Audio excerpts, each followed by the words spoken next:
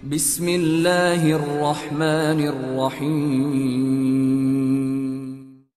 An Abi Hurairah radhiyallahu anhu anin Nabi sallallahu alaihi wasallam,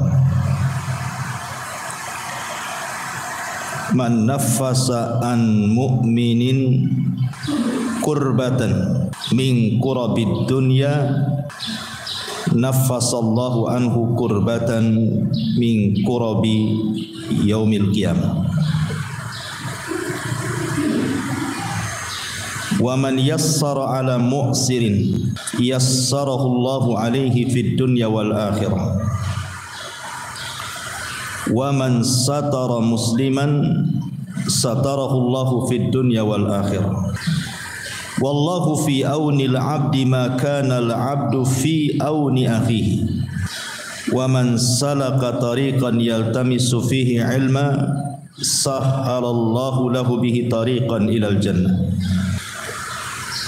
Wa majtama'a qaumun fi baitin min buyutillah yatluna kitaballah wa yatadarasunahu bainahum illa nazalat alaihimus sakinah wa ghasyiyatuhumur rahmah wa haffathumul malaikatu wa dzakarallahu fi man indah wa man batta'a bihi amaluhu lam yusri' bihi nasabu. Dari Abu Hurairah radhiyallahu an dari Nabi sallallahu alaihi wa ala alihi wasallam, barang siapa yang melepaskan dari seorang mukmin kurbatan, sebuah kesulitan, min kurabid dunya, dari kesulitan-kesulitan dunia, naffasallahu anhu kurbatan min kurabi yaumil qiyamah, maka Allah subhanahu wa ta'ala akan melepaskan bagi dia kesulitan dari kesulitan-kesulitan hari kiamat. Dan barang siapa yang memudahkan ala mu'sir, kepada orang yang sedang terlilit hutang, yassarallahu alaihi fid dunya wal akhirah, maka Allah akan mudahkan bagi dia di dunia dan di akhirat. Dan barang siapa yang menutup aib seorang muslim, maka Allah akan tutup aib dia di dunia dan di akhirat. Dan Allah subhanahu wa ta'ala senantiasa menolong hambanya selama hamba itu menolong saudaranya. Maka barang siapa yang berjalan mencari ilmu agama, maka Allah subhanahu wa ta'ala akan mudahkan jalannya menuju surga. Dan tidaklah sebuah kaum berkumpul di salah satu rumah daripada rumah-rumah Allah, mereka membaca kitab Allah dan mempelajarinya, kecuali akan turun kepada mereka ketenangan dan akan diliputkan kepada mereka rahmat dan akan diturunkan kepada mereka para malaikat, dan Allah sebut mereka di sisi makhluk yang ada di atas sana. Maka barang siapa yang lambat amalannya tidak bisa dikejar dengan nasabnya. Baik. Di sini Nabi SAW hendak menjelaskan kepada kita tentang amalan-amalan yang istimewa. Karena amalan itu ada dua macam. Ada amalan-amalan yang bermanfaat untuk diri sendiri. Ada amalan-amalan yang bermanfaat untuk orang lain. Dan amalan yang sifatnya mutaaddi, bermanfaat untuk orang lain, itu jauh lebih utama dibandingkan amalan yang sifatnya kembali kepada diri kita. Nah, dalam hadis ini Nabi SAW hendak menjelaskan amalan-amalan yang manfaatnya bukan hanya untuk kita tapi juga untuk orang lain. Yang pertama, man naffasa, barang siapa yang nafas. Nafas itu artinya wasiah, meluaskan, memudahkan bahasa kitanya.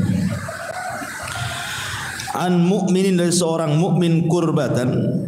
Kurbah itu artinya kesulitan, karena manusia itu tidak lepas daripada kesulitan. Sebab kalau orang lagi sulit itu, dunia yang luas jadi sempit masalahnya. Rumah yang luas terasa tidak punya rumah. Otak yang encer pun jadi beku gitu. Jadi orang-orang yang sedang kesulitan apa saja, sedang ditimpa musibah dari musibah-musibah dunia, kemudian kita datang kepadanya dan berusaha untuk melapangkannya. Tentu dilihat kesulitannya apa kan itu.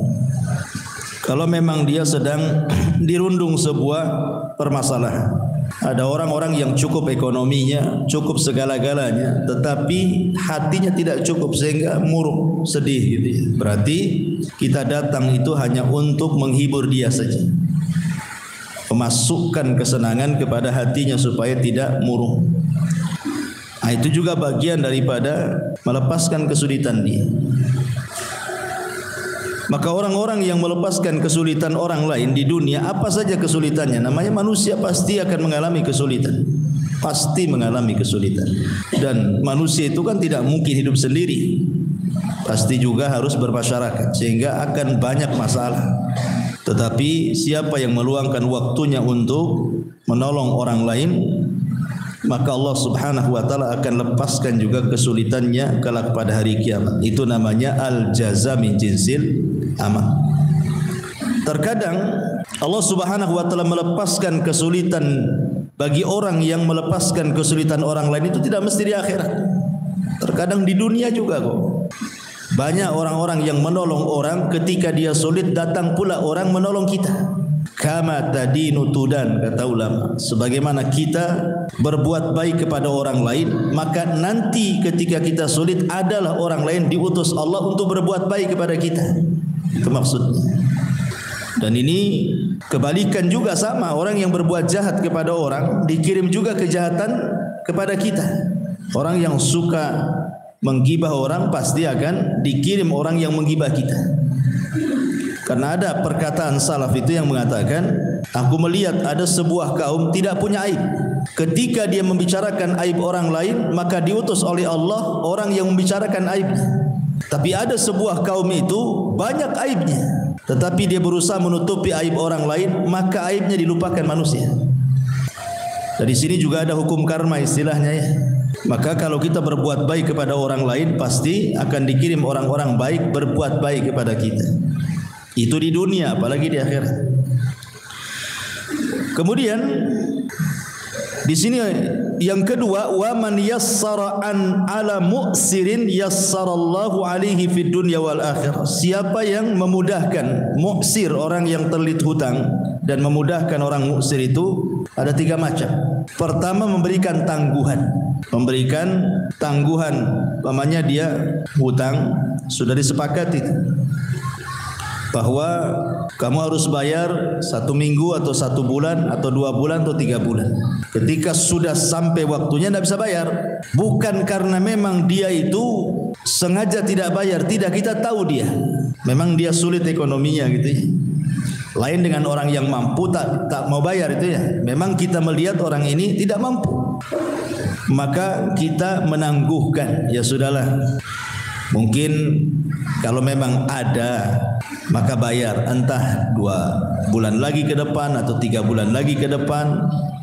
Maka ini meringankan dengan cara mengulur-ulur waktu bayar. Ini makna yang pertama. Atau yang kedua, memotong hutang. Umpamanya dia hutang 100 juta. Ya sudahlah, yang 50 saya sedekah untuk anti, yang 50-nya saja bayar. Kira-kira kapan? Jadi dikurangi ya. Atau yang paling afdal, yang paling utama, dibebaskan. Karena kita melihat dia miskin, susah, ya sudahlah, saya sedekahkan semuanya. Ini yang paling afdal kan. Maka orang-orang yang mampu melakukan 3 perkara ini, Nabi SAW katakan, wa man yassara an mu'sirin. Siapa yang memudahkan orang-orang yang terlilit hutang seperti ini dengan 3 cara tadi, memberikan tangguhan atau mengurangi hutang atau membebaskan sekalian gitu ya, maka balasannya yassarallahu alaihi fid dunya wal akhirah. Maka Allah akan mudahkan hidupnya itu di dunia dan di akhirat. Jadi di dunia sudah Allah mudahkan, di akhirat Allah mudahkan. Ya tentu kalimat kemudahan di dalam hadis ini, kata Imam Ibn Utsaimin rahimahullahu taala, boleh jadi maksudnya taisirul mah, dimudahkan ekonominya, karena dia sudah memudahkan orang-orang yang terlilit hutang. Entah bagaimana caranya, tiba-tiba mudah saja ekonomi, suaminya kerja enak, tidak ada masalah gitu ya. Ada saja mungkin proyek di luar, tawaran-tawaran, pokoknya Allah mudahkan. Bisa saja itulah sebagai balasannya dari Allah. Atau taisirul a'mal, atau dimudahkan beramal, dimudahkan untuk beribadah, dihusyukan ibadahnya. Atau taisirut ta'lim, dimudahkan untuk belajar. Wa ghairi dzalik ayyu nau'in min anwa'i taisir, kata Syekh Utsaimin, atau kemudahan-kemudahan yang lainnya. Bukan hanya kemudahan itu saja, kemudahan yang lainnya. Ini yang kedua, barang siapa yang memberikan kemudahan bagi seorang mukmin. Kita jelaskan secara global dulu ya, baru kita rinci. Kemudian yang ketiga, wa man satara musliman satarahullahu fid dunya wal akhirah. Siapa yang menutup aibnya seorang muslim di dunia, maka Allah Subhanahu wa taala akan tutup aibnya di dunia dan akhirat. Menutup aib itu ada 3 jenis. Pertama, ada orang ini secara zahir ya, maksudnya nampaknya orang baik. Jadi ibu nampak orang yang, ya ibu tahu dia punya aib. Siapa sih manusia yang tidak punya aib? Pasti punya aib. Tapi ada orang itu secara zahir memang orangnya baik, taat gitu ya. Ibadahnya, penampilannya nampak. Maka kalau orang seperti ini, ibu wajib tutup aibnya. Ibu wajib tutup aibnya. Kalau nampak dia orang baik, dari segi penampilannya, dari segi ibadahnya, zahirnya ya, maka tidak boleh dibuka aibnya. Bahaya. Membuka aib orang baik itu bahaya. Yang kedua, ada orang jahat, sejahat-jahatnya orang, menyakiti orang, membahayakan orang dengan kejahatannya. Mungkin dia preman atau apa gitu ya. Maka kata para ulama, boleh kita bongkar aibnya hanya untuk mencegah kejahatannya saja, hanya untuk tarbiyah supaya dia sadar. Ini yang kedua. Yang ketiga, zahirnya tidak tampak. Saya tidak tahu dia orang baik, orang enggak baik, saya tidak tahu. Karena dikatakan orang baik tak nampak zahirnya, dinampakkan orang jahat pun saya belum pernah melihat kejahatannya. Ragu-ragu antara orang baik, orang jahat. Maka hukum yang ketiga tetap asal adalah hukum menutup aibnya. Hukum asal menutup aibnya. Ini 3 orang yang harus dipahami tentang masalah satru al-aurah di sini. Man satara musliman, barang siapa yang menutup aibnya seorang muslim, artinya menyembunyikan, menutup, tidak menyebarkan, cukup kita yang tahu saja, maka Allah Subhanahu wa taala akan tutup aib kita di dunia dan di akhirat. Ini yang ketiga. Kemudian Allah Subhanahu wa taala, Rasul SAW menyebutkan yang keempat, wallahu fi aunil abdi ma kana al abdu fi auni akhihi.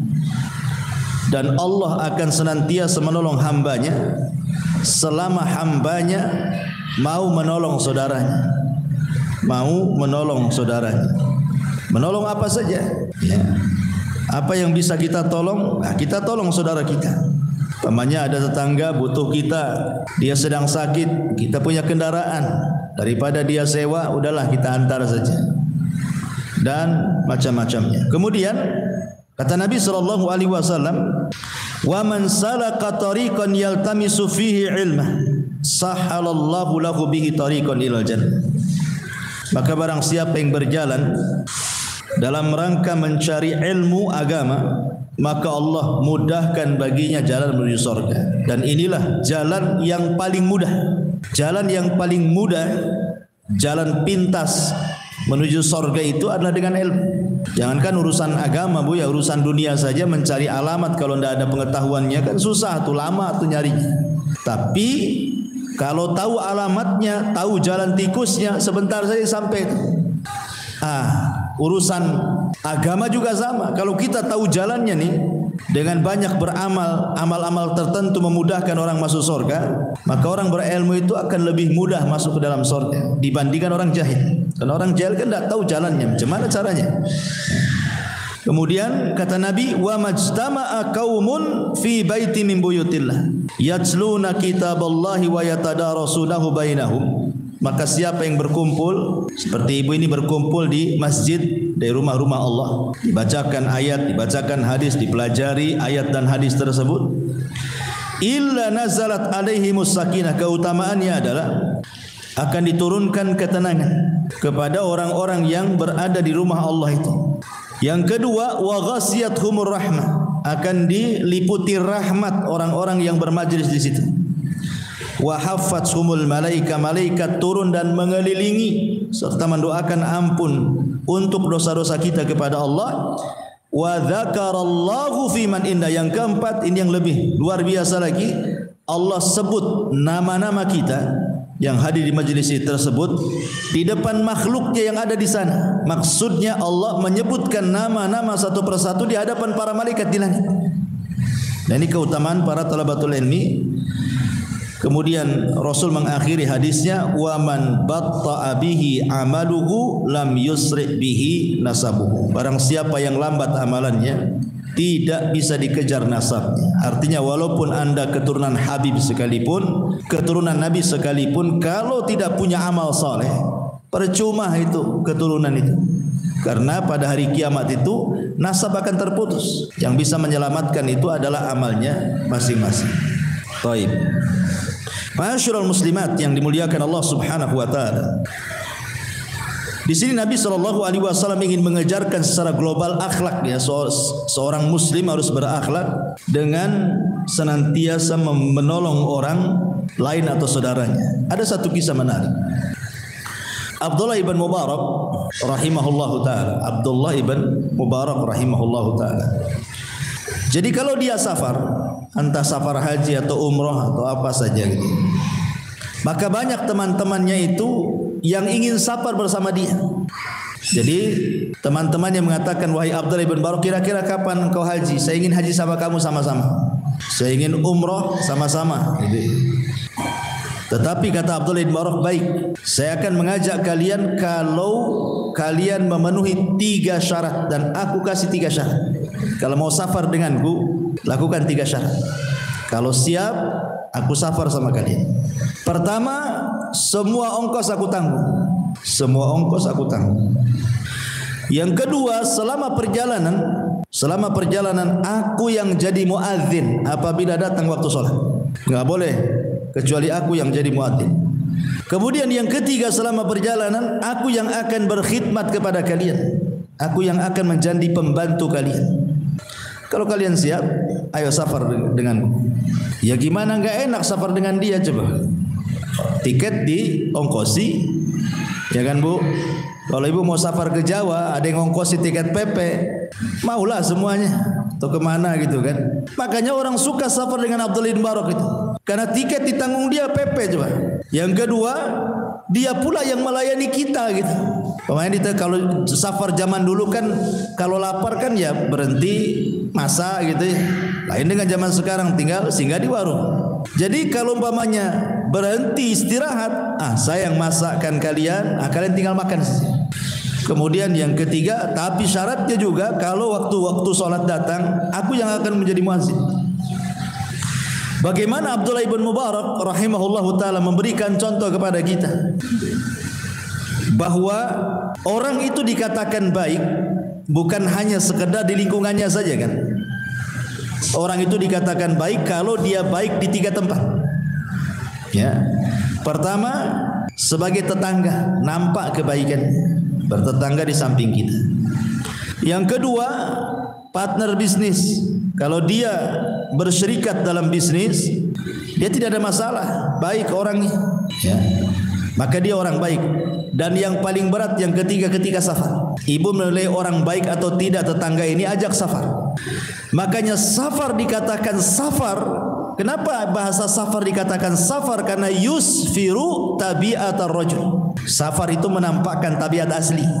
Kalau lagi bertetangga ya baik-baik saja, bisa saja dia tajamul kan, pura-pura senyum, pura-pura nyapa, pura-pura ngucap salam kan, bisa saja, ya.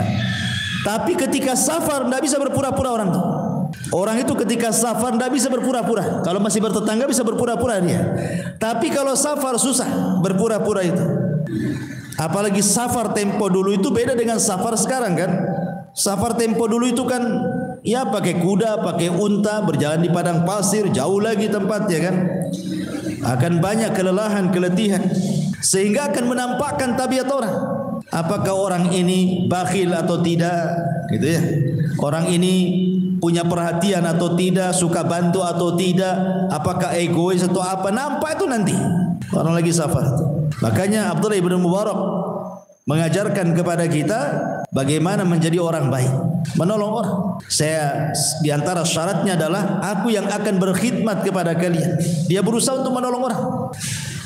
Makanya di zaman Nabi SAW, ketika Nabi berperang, dan itu terjadi di musim panas.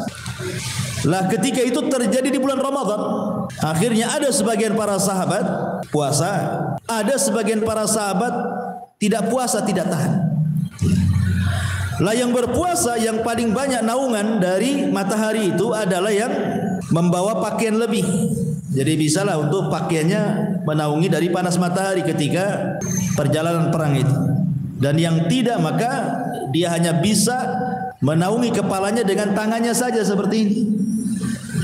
Akhirnya karena jarak tempuh juga jauh, banyak orang-orang yang tidak sanggup, khususnya orang-orang yang berpuasa. Ada sebagian mereka yang kemudian lelah, letih, dan ada yang pingsan karena menahan lapar. Sehingga orang-orang yang tidak berpuasa inilah yang kemudian menyiapkan segalanya. Kalau istirahat, dia menyiapkan tempat istirahatnya, menyediakan segalanya, dan begitu seterusnya.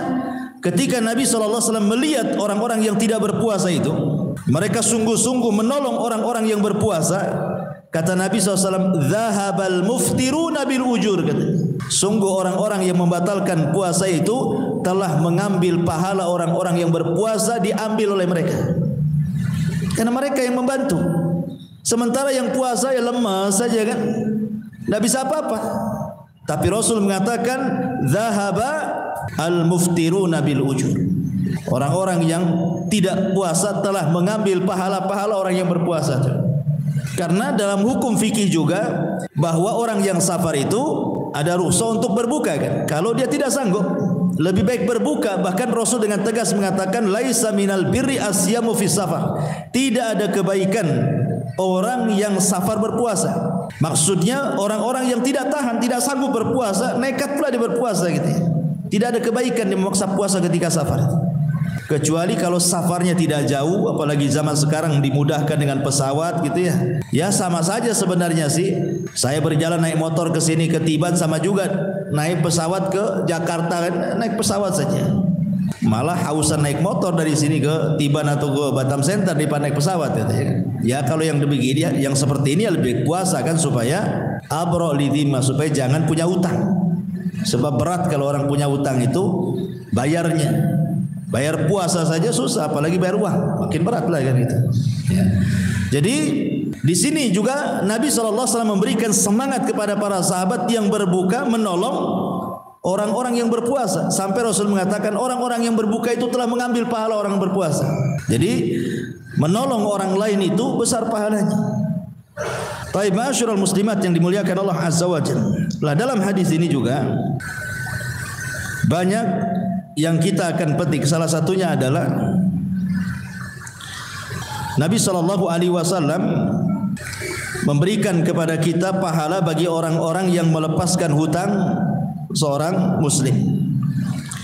Ada 3 pahala yang akan diberikan oleh Allah Subhanahu wa taala bagi orang-orang yang tidak mempersulit orang yang telit hutang. Yang pertama, dia akan mendapatkan naungan di hari yang tidak ada naungan kecuali naungan Allah Azza wa Jalla. Dan itu berdasarkan hadis riwayat Muslim. Nabi mengatakan, "Man anzara mu'siran," barang siapa yang memberikan tempo bagi orang-orang yang telit hutang, ataupun wada'a anhu, ataupun bukan hanya memberikan tempo, melepaskan.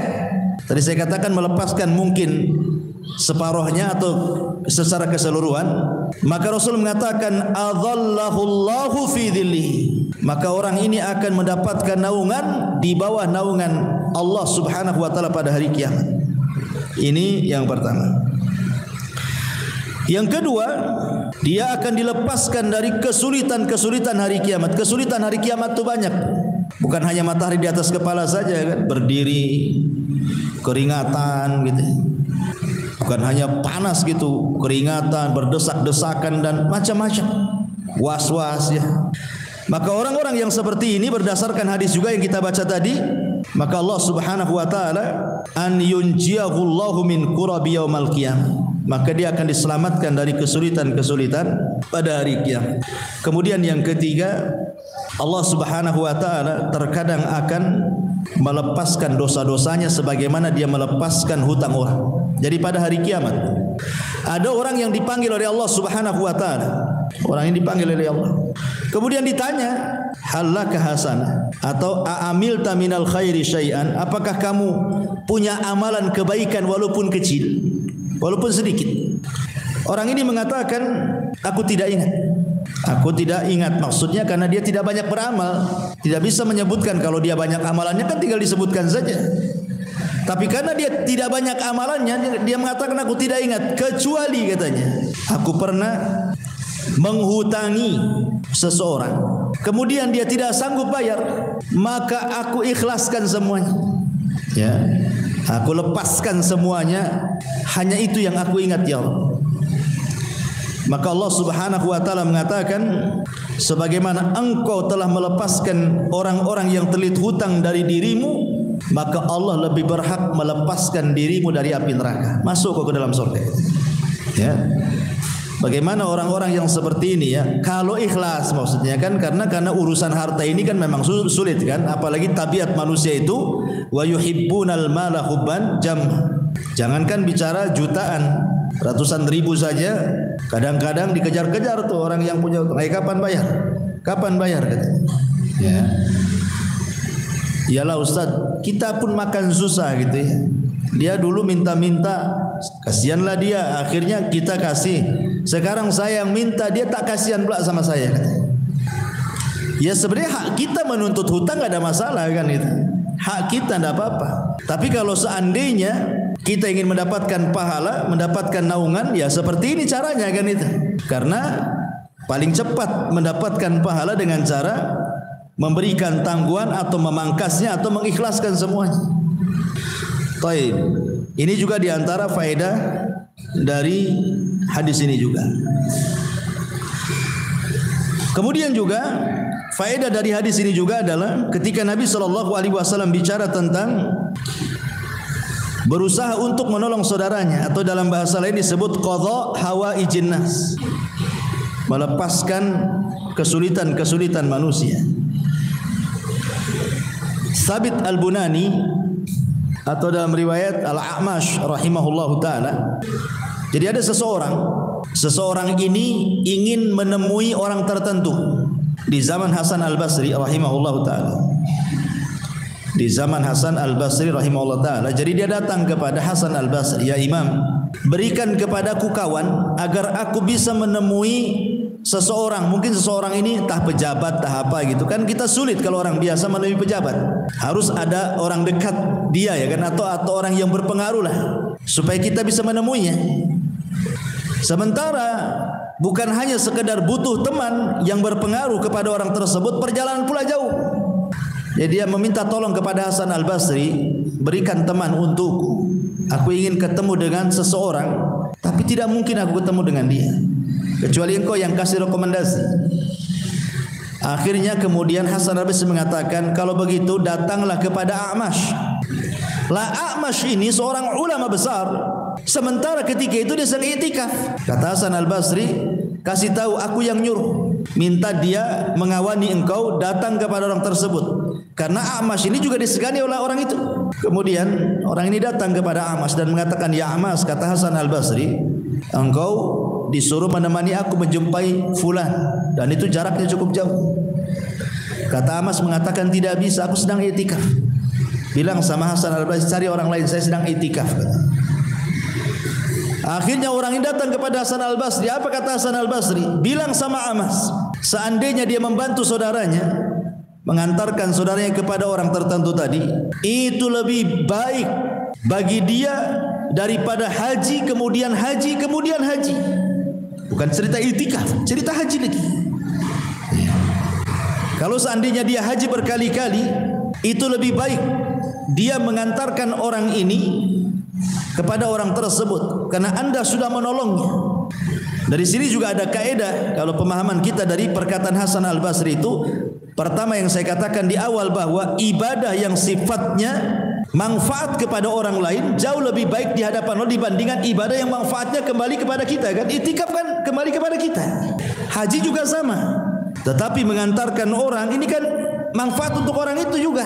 Makanya kata Hasan Al-Basri, katakan kepada Amas itu, seandainya dia mau menolong orang ini mengantarkan, jauh lebih baik pahalanya dibandingkan dia haji kemudian haji gitu. Apalagi iktikaf. Nah, soalnya seperti itu. Jadi luar biasa kan, menolong orang ini luar biasa gitu pahalanya. Kata Hasan Al-Basri rahimahullahu taala. Ma'asyiral muslimat yang dimuliakan Allah Subhanahu wa taala. Kemudian juga dalam hadis ini yang paling penting juga adalah menutup aib. Di dunia ini selain para nabi, tidak ada manusia yang sempurna 100%. Dan tidak pula ada orang yang berdosa 100%. Tidak ada manusia yang sempurna 100%. Tidak ada juga yang berdosa 100%. Pasti orang itu di antara sempurna dan berdosa. Artinya tidak ada yang sempurna. Mungkin seseorang itu sekali-kali dia berbuat baik, sekali-kali dia maksiat. Atau terkalahkan kebaikannya dari maksiat, atau terkalahkan maksiat dari kebaikannya. Manusia kan seperti itu. Artinya setiap manusia itu punya salah dan dosa. Karena kita tahu bahwa manusia itu ada salahnya, terkadang satu sisi ada salahnya, terkadang satu sisi juga ada dosanya. Maka kita tidak bisa mencela orang. Ketika kita kemudian membongkar aib orang lain, apakah kemudian para pembongkar aib itu pada badannya tidak ada aib? Pasti ada aib, tidak mungkin tidak ada aib. Namanya tidak ada manusia yang sempurna kan? Pasti kita juga punya aib. Sebagaimana orang itu punya aib, kita juga sama. Makanya kenapa dalam sebuah hadis Nabi SAW mengatakan innallaha hayyun sittirun yuhibbul haya was-sitra. Allah itu zat yang maha pemalu lagi maha penutup, dan Allah suka dengan hamba-hambanya pemalu dan hamba-hambanya penutup aib orang. Allah suka karena di antara sifat Allah itu sittir, menutup aib. Makanya sering saya katakan, Bu, kenapa orang itu dihargai manusia coba? Kenapa ibu masih dihargai orang? Karena aib ibu kan orang tidak tahu masalahnya. Coba kalau setiap kita dibongkar oleh Allah aibnya, baik aib rumah tangga kita, baik aib kita sendiri, anak-anak kita, keluarga kita, mungkin nggak ada yang hormati kita. Allah yang menjadikan kita terhormat. Makanya ada orang-orang itu yang berbuat dosa di malam hari, Allah tutup aibnya di siang hari. Ada orang-orang berbuat dosa di siang hari, Allah pula tutup aibnya di malam hari. Sebab itulah semua manusia dihormati satu dengan yang lainnya. Kenapa? Karena belum terbongkar saja aibnya. Coba kalau terbongkar aibnya, mungkin orang meletakkan pasir di atas kepala kita. Seperti perkataan Imam Ahmad ibn Hanbal rahimahullah ta'ala ketika dia belanja ke pasar. Imam Ahmad ini ke pasar belanja, nengok murid-muridnya banyak di pasar. Imam Ahmad nenteng-nenteng barang kan gitu ya. Kata murid-muridnya, ya Imam, antal imam, kau ini imam, tidak perlu kau bawa-bawa barang ini, biar kami murid-muridnya yang membawa barang-barang ini, kau jalan saja. Kata Imam Ahmad, tidak ya. Ini belanja saya yang bawa. Kalian menghormati saya itu, kata Imam Ahmad, karena kalian tidak tahu aibku saja, katanya. Kalau Allah bongkar aibku di hadapan kalian, tentu kalian akan meletakkan pasir di atas kepalaku. Jadi kita bersyukur Allah masih menutup aib kita itu. Karena dengan cara itulah kita masih dihargai orang. Dihargai orang lain karena belum terbongkar aibnya. Masing-masing kita punya aib. Di zaman Nabi SAW ada seorang budak namanya Ma'iz. Seorang budak namanya Ma'iz. Ma'iz ini punya tuan namanya Hazal. Jadi Ma'iz ini budak, kemudian dijadikan anak angkat oleh Hazal. Tiba-tiba Ma'iz ini berzina dengan sesama budak. Ketahuan sama Hazal, tuannya ini ya. Akhirnya kemudian dilaporkan sama majikannya. Padahal Ma'iz ini sudah tobat, ketahuan tuannya sekaligus bapak angkatnya, dia bertobat, tidak akan mengulangi lagi, berjanji. Maka Hazal memaksa dia untuk dilakukan had. dilakukan hukuman rajam karena Ma'iz sudah menikah. Dia berzina, hukum rajam dalam Islam kan itu. Jadi Hazzal ini akhirnya datang kepada Nabi SAW, kemudian menceritakan tingkah laku Ma'iz ini yang berzina dengan orang lain sementara dia sudah menikah. Berarti Hazzal minta untuk ditegakkan hukum Islam, rajam. Kemudian datanglah Hazzal melaporkan seperti itu. Akhirnya orang-orang tahu. Yang tadinya tidak tahu, orang jadi tahu. Maka karena urusannya sudah sampai kepada Rasulullah, akhirnya kemudian Ma'iz pun datang dan mengatakan, ya Rasulullah, zanaitu fatahhirni. Rasul, aku sudah berzina, bersihkan aku. Rasul, aku sudah berzina, bersihkan aku. Karena akhirnya kemudian Ma'iz meminta juga supaya ditegakkan rajam karena laporan bapaknya. Akhirnya dia ngaku lah kan gitu. Terpaksalah akhirnya ditegakkan hukum. Dirajamlah Ma'iz. Sampai ketika dirajam itu ada sahabat yang mencela Ma'iz itu. Maka Rasul mengatakan, jangan kau cela Ma'iz. Kemudian setelah perajaman itu, Rasul memanggil siapa? Hazzal, bapak angkatnya. Dan Nabi SAW mengatakan, ya Hazzal, lau satartahu biridaika kana khairan. Hazzal, kenapa kau datang kepadaku menceritakan tentang perzinahan Ma'iz? Kalau engkau tutup aibnya, kau jangan cerita. Kamu panggil saja Ma'iz, nasihati dia supaya tobat. Tidak perlu harus datang kepadaku sehingga harus tegakkan hukum had, gitu maksudnya. Biar dia bisa bertobat. Jadi Rasul menyayangkan kepada Ma'iz kan. Kenapa? Kalimat itu menunjukkan apa? Rasul meminta kalau orang lain melakukan perbuatan dosa, kalau bisa kita tutup aibnya. Ya. Makanya Rasul mengatakan, ya Hazzal, lau satartahu biridaika kana khairan. Hei Hazzal, kalau kau tutup dengan kainmu itu, maksudnya jangan kau ceritakan. Cukup engkau dengan Ma'iz yang tahu, kau nasihati dia supaya tobat, selesai. Enggak harus dia dirajam gitu maksudnya. Itu lebih baik kata Rasulullah. Dibayangkan. Ya, lihat. Dari sini menunjukkan bahwa sekalipun ibu melihat dengan mata kepala ibu ini, mamanya tetangga melakukan maksiat, tahulah dengan matanya. Itu saja kita harus menutupi aibnya. Seandainya kita melihat, apalagi tidak melihat, kemudian dengar si fulan melakukan begini begitu, tiba-tiba ibu bercerita, ibu namanya tajasus namanya. Tidak boleh, haram. Melihat saja kita harus tutup aibnya, apalagi mencari-cari aib orang. Ya, ngintip-ngintip di jendela, ngapain orang itu? Jangan-jangan itu ngapain ngintip-ngintip kesalahan orang? Ya, itu tajasus, itu naik lagi dosanya. Ya. Jadi dari sini juga Nabi mengajarkan kepada kita untuk berusaha menutup aib orang lain. Makanya Abu Bakar Siddiq radhiyallahu an, dia mengomentari tentang kisah ini, laulam ajid lis-sariqi waz-zani wasyaribil khamri illa thawbi la ahbabtu an asturahu alaihi. Kata Abu Bakar Siddiq radhiyallahu anhu, kalaulah aku tidak mendapatkan bagi pencuri, bagi pezina, bagi peminum khamar kecuali pakaianku ini yang bisa menutup aibnya, akan kulakukan. Sampai seperti itu Abu Bakar Siddiq radhiyallahu anhu. Makanya Isa bin Maryam ketika ada orang melihat mencuri, jelas-jelas loh di mata dia ada orang pencuri, nampaklah dia mengambil barang itu, dikejar sama Isa. Kemudian kata Isa, tadi kamu mencuri? Maka orang pencuri mengatakan, wallahi aku tidak mencuri. Kata Isa bin Maryam, oh sodaqta wa kadzaba aini, kau benar, mataku yang salah.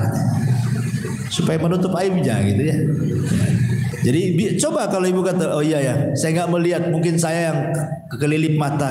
Supaya kita tidak bercerita lah sama orang. Ini juga salah satu pentingnya seseorang itu menutup aib saudaranya. Itu diantara faedah daripada hadis ini. Kemudian juga faedah tentang pentingnya ilmu. Di ujung hadis Rasul mengatakan, tidaklah seseorang itu berjalan menuju tempat belajar, mempelajari agama, kecuali Allah mudahkan jalan menuju masuk surga. Alhamdulillah Bu, Allah mudahkan ilmu kepada kita kan. Ibu tidak harus jalan seperti para ulama dulu lah. Berjalan itu bisa berbulan-bulan, bertahun-tahun hanya untuk belajar.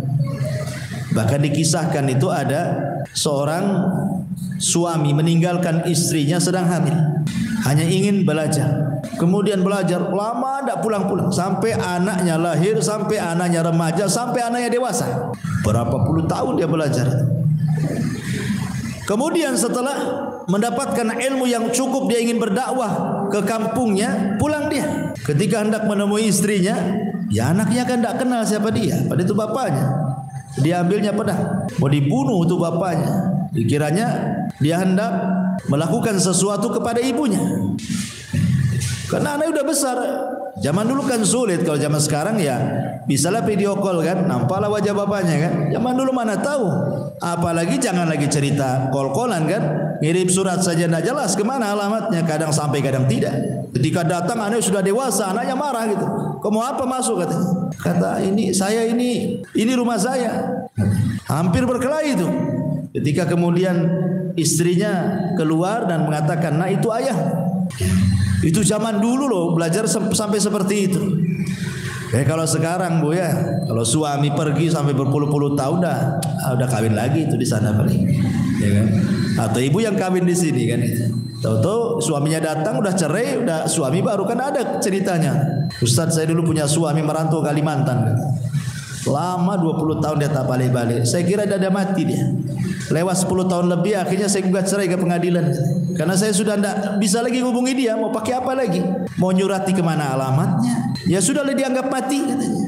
Sudah nikah datang pula suaminya coba. Ya. Jadi tapi kan ini ijtihadnya orang dulu. Ya tentu kalau zaman sekarang melakukan yang seperti ini kan mustahil juga. Tapi kan menurut kita katakan himmahnya orang dulu. Himmahnya orang dulu itu kalau belajar itu safarnya jauh-jauh. Bahkan bukan hanya ibarat kita lah, umpamanya saya belajar ke Yaman itu duduk, dapatlah istifadah dari masa itu berbagai bidang ilmu. Zaman dulu itu kadang-kadang ilmunya itu bukan sebanyak yang kita bayangkan. Kadang-kadang hanya memastikan sebuah hadis saja itu mereka harus berjalan. Seperti yang dilakukan siapa? Abi Ayyub Al-Ansari. Abi Ayyub Al-Ansari. Abi Ayyub Al-Ansari ini mendengar sebuah hadis, hadis yang kita baca, man satara musliman satarahullahu yaumal qiyamah. Siapa yang menutupi aib seorang muslim di dunia, maka Allah akan tutup aibnya di akhirat. Masalahnya Abi Ayyub Al-Ansari ini dia tidak mendengar langsung dari Nabi, tapi dia mendengar dari orang yang mendengar dari Nabi. Lah orang yang mendengar dari Nabi itu tinggalnya di Mesir, dia di Madinah. Namanya Uqbah ibn Amir. Terpaksa Abi Ayyub ini menyiapkan perbekalannya, untanya dan banyak perbekalannya, berjalan dia dari Madinah ke Mesir. Hanya untuk memastikan betul enggak kau mendengar ini dari Nabi, hanya itu saja. Setelah ke Mesir berjumpa dengan Uqbah ibn Amir. Wahai Uqbah, betul kau mendengar hadis man satara musliman satarallahu yaumal qiyamah dari Nabi? Kata Uqbah, ya aku mendengarnya. Dah pulang lagi. Perjalanan dari Madinah ke Mesir ini bukan tidak berongkos kan, itu di zaman itu harus beli untanya, perbekalannya. Kan jauh itu perjalanan, bisa berbulan-bulan sampai di Mesir kan. Habis berapa duit itu? Tetapi demi memastikan itu saja, para sahabat itu menunjukkan apa? Mulianya sebuah ilmu. Dan ini juga sama dengan yang dilakukan Jabir bin Abdullah radhiyallahu an ketika dia mendengar hadis Nabi sallallahu alaihi wasallam, yuhsyarun nas yaumal qiyamah khufatan uratan ghurlan. Nanti pada hari kiamat manusia dikumpulkan telanjang, tidak pakai sandal, kembali tidak dikhitan. Jabir ini tidak mendengar langsung dari Nabi, tapi dari orang yang mendengar langsung dari Nabi. Orangnya ada di Syam, namanya Abdullah ibn Unais radhiyallahu anhu.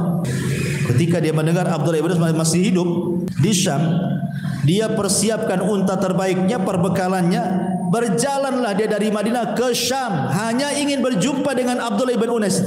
Sudah berjumpa dengan Abdullah ibn Unais, hanya mengatakan, wahai Abdullah ibn Unais, betul engkau mendengar dari Nabi bahwa nanti pada hari kiamat manusia akan dikumpulkan telanjang, tidak dikhitan, kemudian tidak beralaskan sandal? Kata Abdullah ibn Unais, iya katanya. Ya sudah, balik lagi. Hanya itu saja coba orang dulu kan. Tapi lihat himmahnya menurut ilmu itu luar biasa. Karena bagi mereka sanad ulu itu lebih baik daripada sanad nazil. Artinya yang dekat dengan Nabi itu lebih baik dibandingkan yang jauh dari Nabi. Ketika dia mendengar hadis itu kan, Jabir itu dari orang ketiga masalahnya di kota Madinah. Sementara Abdullah ibn Unais itu orang kedua setelah Nabi kan. Jadi semakin dekat dengan Nabi itu disebut sanad ulu, itu lebih afdal bagi orang-orang dulu dibandingkan jauh dari Nabi. Ibaratnya ibu langsung belajar ke saya lebih baik dibandingkan belajar ke murid saya gitu maksudnya. Itu namanya sanad ulu. Ya. Tapi ini menunjukkan apa? Himmahnya menuntut ilmu zaman dulu kan seperti itu. Makanya mereka tahu hadis Nabi SAW, man salaka tariqan yaltamisu fihi ilman sahhalallahu bihi tariqan ilal jannah wa majtama'a qaumun fi baiti min buyutillah yatluna kitaballah wa yatadarasunahu bainahum illa nazalat alaihimus sakinah wa ghasyiyatuhumur rahmah wa hafathumul malaika wa dzakarallahu fi man indah. Kemudian Nabi setelah menjelaskan keutamaan berjalan, ibu dari rumah ke masjid ini, itu keutamaan berjalannya namanya ya. Nah sekarang keutamaan di majelisnya. Nah, jadi Rasul lengkap. Yang tadi keutamaan ibu jalan dari rumah ke Nurul Hidayah ini. Kalau orang berjalan dari rumah ke tempat majelis ilmu, berarti Allah sedang memudahkan jalan ibu ke surga gitu maksudnya. Nah sekarang keutamaan kalau sudah sampai di majlis, kemudian ibu berkumpul, didengarkan ayat-ayat Al-Quran, hadis-hadis Nabi, dijabarkannya, dijelaskannya, maka Rasul mengatakan akan diberikan 4 keistimewaan. Pertama, Allah turunkan ketenangan. Sakinah itu artinya ketenangan, karena majlis itu sama dengan sedang berzikir. Dan Allah mengatakan ala bi dzikrillahi tatmainnul qulub. Ingat, dengan berzikir kepada Allah hati tenang. Ibu kalau sering bermajlis kan otomatis pengetahuan makin banyak. Yang tadinya tidak tahu ini halal jadi tahu ini halal. Yang tadinya tidak tahu itu haram jadi tahu itu haram. Yang tadinya tidak tahu ini syirik jadi tahu itu syirik. Ini tauhid jadi tahu ini tauhid. Ini sunnah, ini yang menentang sunnah. Akhirnya kan jadi tahu, Bu. Sehingga ibu ini tenang hidupnya. Ah ini enggak boleh ini haram, enggak boleh. Tenang. Ini boleh nih dimakan, halal, tenang jadinya kan Bu. Tapi orang jahil bingung nih, ini halal ke haram? Gimana saya? Takut syubhat. Akhirnya bingung sendiri dia. Terpaksalah tanya-tanya orang akhirnya kan. Tapi kalau orang sudah sering hadir di majelis taklim, lama-lama Bu, Allah berikan kecerdasan, karena orang yang melangkahkan kaki dari rumah ke sini itu hakikatnya ibu mencari kebaikan kan. Dan Rasul mengatakan man yuridillahu khairan yufaqihu fiddin. Pasti Allah akan cerdaskan, lama-lama cerdas Bu. Tak mungkin ibu lama-lama di majelis ilmu kok enggak tambah-tambah ilmunya, pasti bertambah tuh. Lah dengan bertambahnya pengetahuan, tenanglah hidup kita berjalan, tahu yang mana yang boleh dan yang tidak. Tidak main langgar, tidak main tabrak saja kan. Yang kedua, wa ghasyiyatuhumur rahmah. Allah akan liputi ibu dengan rahmat kasih sayangnya.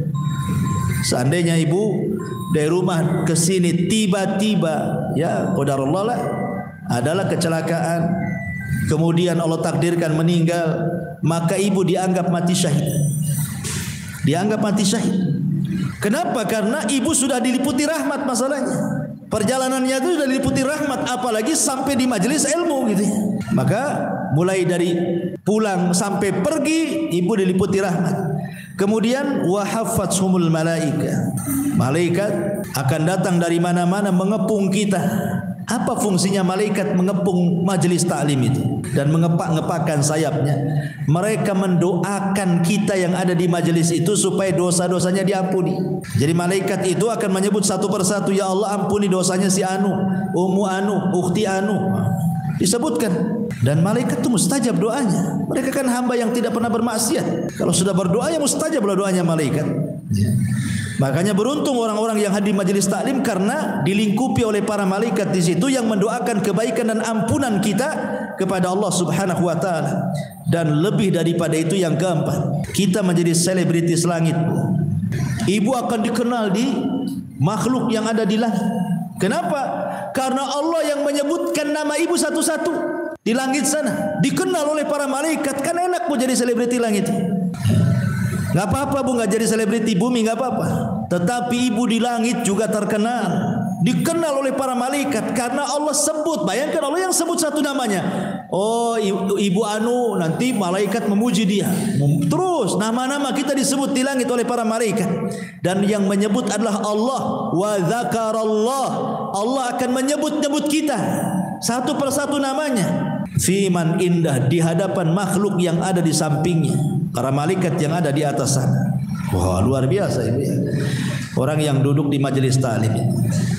Makanya kata Nabi SAW, kalau ibu sudah datang bermajelis taklim, kemudian selesai majelis baca kafaratul majelis, kemudian ibu pulang, kata Nabi SAW, kumu maghfuran lakum, Berdirilah, pulanglah kalian, Allah sudah ampuni dosa-dosa kalian dan Allah telah ganti keburukan kalian dengan kebaikan. Qumu maghfuran lakum qad buddilat sayyi'atikumul hasanat, kata Rasul.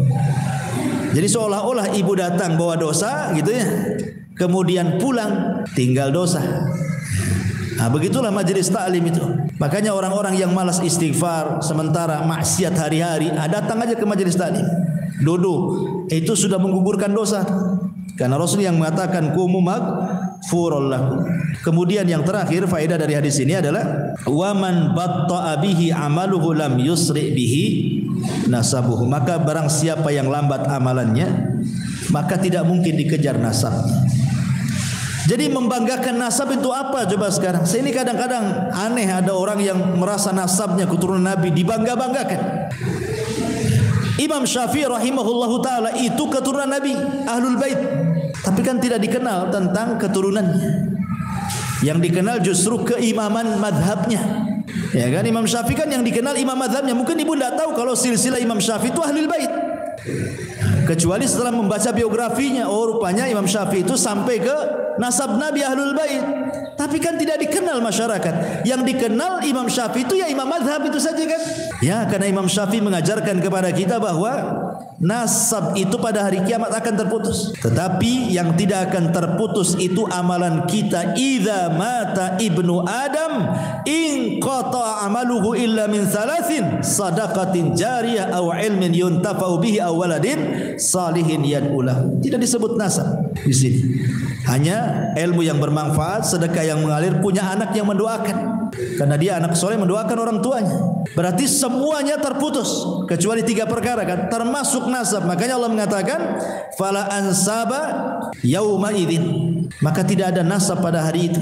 Maksudnya tidak terputus nasab, karena yang akan dibanggakan di hadapan Allah itu bukan nasab tetapi amalan. Wajar kalau Rasul mengatakan kepada Fatimah, putrinya sendiri mengatakan, ya Fatimah binta Muhammadin saluni ma syi'ti la ugni anki minallahi syai'a.